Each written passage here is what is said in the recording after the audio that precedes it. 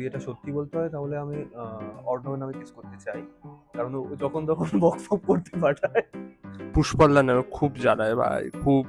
এটা আমার বলতে হবে না, অফিসে সবাই রোজ আমায় বলছে যে ডু ইট, ঠিক আছে, শুধুমাত্র মনটা ভালো এবং লোকটাকে বউ বাচ্চা চিনি বলে। অফকোর্স পুষ্পল ভাই লটর ঘটর করবে এইভাবে।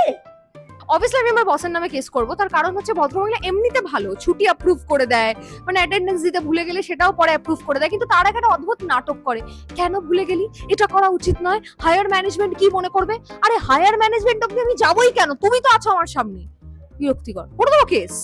অরিজিৎ, একমাত্র অরিজিৎ যার নামে আমি কেস করতে চাই, কিন্তু পারছি না। সবকটা ছেলে এখানে নষ্ট হয়ে গেছে, সবাই প্রচন্ড ইনডিসিপ্লিন হয়ে গেছে। তাদের শুধু একটাই দাদা ভাই আছে, Suvendu Richard Debnath. Ivana Dutta. Ivana Dutta এত ঐতিহাসিক ঘটনার সাক্ষী হয়েছে যেগুলো আমি কখনো হতে পারিনি, খালি পড়েছি। তোর নামে কাজ যখনই করি তখনই এসে খালি একটা বক্স বক্স।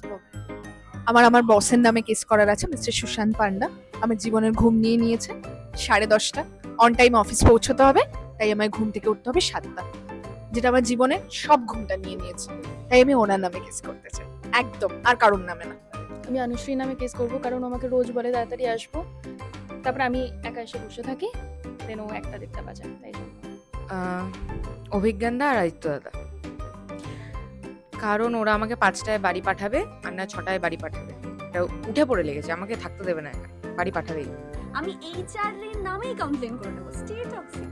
আপনারা এতক্ষণ শুনলেন তো আমাদের অফিসে কে কার নামে কেস করতে চায় এবং কেন করতে চায়।